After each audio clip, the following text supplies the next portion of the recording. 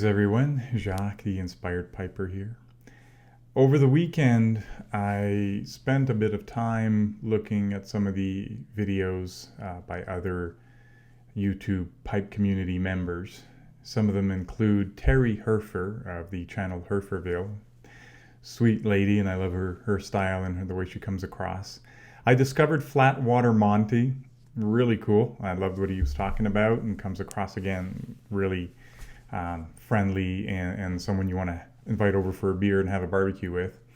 And of course, the incomparable Jean Panzer from Switzerland, who I really enjoy watching. He just seems to have this bon vivant energy about him, and I came across one of his videos, this one, and in which he talks about his disappointment to tobacco for 2019, but also some ramblings thereafter. And it's some of his ramblings that got me thinking and wanted me to share a couple of thoughts with you. And by the way, I will put the links down below to all three of their channels, because these are three YouTubers that I really enjoy when it comes to the YouTube pipe community.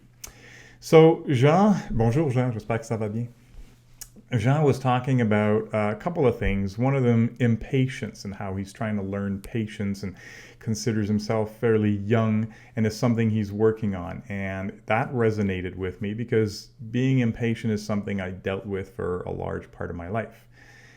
And I think I describe impatience as what happens when outcomes don't meet your expectations. When people don't act or behave or react the way you expect them to, or circumstances don't meet your expectations, or things just don't go as fast as you want, we become impatient, and that's not always a healthy way of dealing with things. So there are a couple of things that I wanted to share with you that have helped me deal with my impatience, and I think I've made huge progress, especially in the past couple of years. One of the first ones I've alluded to in a previous video where I talked about some of the significant books that have had an influence on my life. And one of the things I mentioned was Stephen Covey's 7 Habits of Highly Successful People. And habit 1 is called Be Proactive, in which Covey argues that when things happen to us, we react, typically very emotionally. We are emotional creatures. But he argues that there is this gap between what happens to us and the way we react. And what I have found amazing, and I read this when I was very young, I was possibly late teens, early 20s, and it took me a while to get it. But this gap has the potential to get bigger. The more we become aware of this gap, the bigger it gets. So that when things happen, rather than get impatient or angry or sad or whatever, we have that gap in which we can reflect on what is the best way to react and how do we deal with the circumstances that have happened. So that played a huge part in my life and has finally, I'd say in the past 8 to 10 years, has come to fruition, to really grasp it and internalize it and understand what that means. And I really wish I would have understood it earlier. So younger people out there, if you can get this is huge. The second thing I've learned that has helped me deal with impatience a lot, and it is something actually that I kind of discovered in the past year only, but something I've been trying to deal with for a long time, but really have been able to put words to it now and really understand the framework. But people have, and over the past years, more than once I have been described as stoic. Now, I had heard of the Stoics and Stoicism and their philosophy. So in the past year, I've decided to delve a little more into it, and I started with Epictetus, Discourses, Fragments, and Handbook. And the first book 1, Discourse 1, is entitled About Things That Are Within Our Power and Those That Are Not. And I just want to read you a short passage because this was key for me. Epictetus talks about a faculty that we are all enabled with and that we have absolute freedom to use. The faculty of reason. For that alone of all the faculties that we've been granted is capable of understanding both itself, what it is capable of, and what values it contributes, and all the other faculties too. For what else is it that tells us that gold is beautiful? For the gold itself doesn't tell us.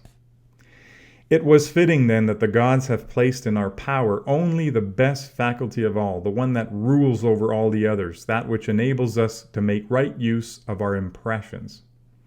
But everything else, they haven't placed within our power. But what does Zeus have to say about this? If it had been possible, Epictetus, I would have ensured that your poor body and petty possessions were free and immune from hindrance. But as things are, you mustn't forget that this body isn't truly your own, but is nothing more than cleverly molded clay. But since I couldn't give you that, I've given you a certain portion of myself, this faculty of motivation to act and not to act, of desire and aversion. And in a word, the power to make proper use of impressions. If you pay good heed to this and entrust all that you have to its keeping, you'll never be hindered, never obstructed, and you'll never groan, never find fault, and never flatter anyone at all.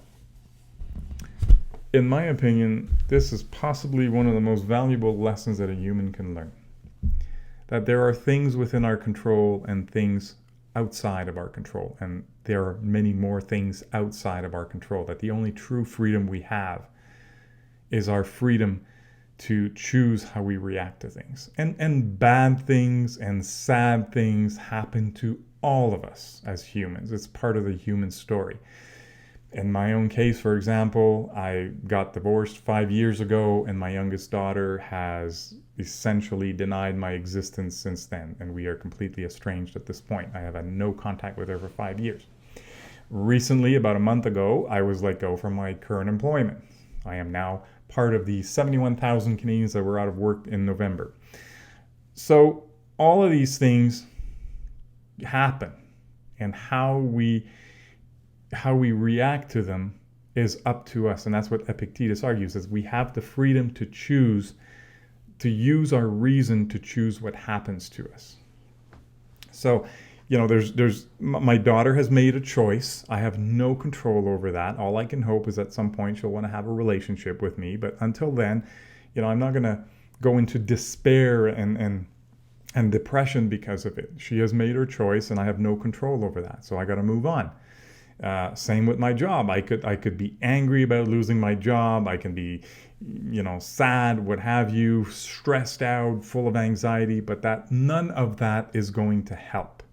What I got to do is roll up my sleeves and reach out to my network and apply for new roles and find something. Now, does that mean like a lot of people think that part of being a Stoic, it means you lock away those emotions and thoughts in the dungeon of your mind and your heart, and you lock the door and you throw away the key and you ignore the banging on the door. It does not mean that at all. You acknowledge and you accept these emotions and these thoughts, but then you get into that gap that Covey talks about, and you realize that, okay, well, what do I do? What can I do? What is within my sphere of influence? And that is powerful.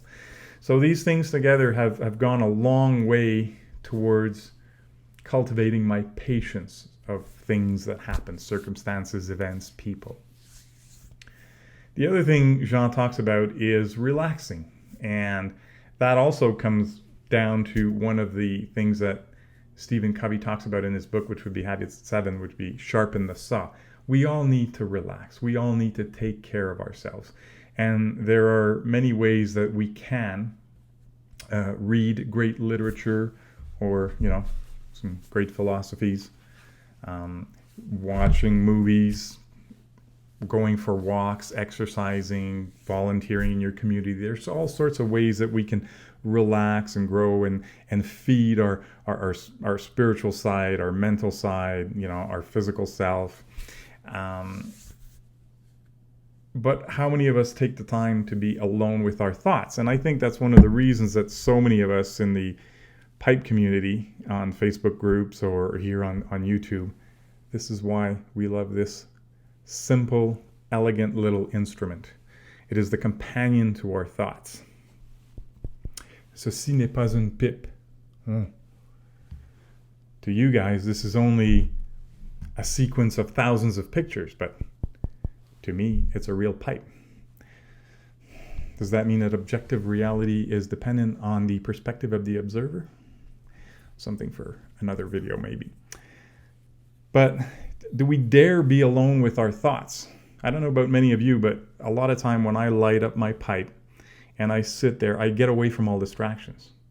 I get away from books and TVs and videos and my devices, and I will just sit there and be alone with my thoughts and have those internal discussions with myself, review how I've acted or reacted to events and circumstances, and it's amazing how that makes that gap even wider, and how it cultivates patience and understanding and empathy of the world around us.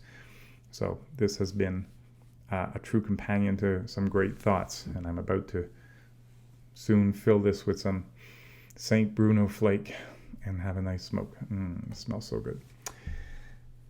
The last point that I want to bring up from Jean's video is he talks about another YouTube video where the gentleman encourages or challenges people to positivity. So doing things, random acts of kindness for people around you without their expectation, which is always an amazing thing to do. But I will take it one step further, and I will say that for me, positivity has been, yes, stay positive through things. But there's something even more powerful that I have cultivated in my life in the past couple of years. Following the divorce, I met someone else, got remarried, and totally in love. And one of the things I have cultivated in the past couple of years is gratitude. And that has been extremely powerful. Rather than longing for what we don't have, being grateful for what we do have. And that has been amazing. Gratitude for my wife, my dog, for where we live and where we are, and my pipes and this community of pipe smokers out there. It has been amazing, and there's just always so much to be grateful for.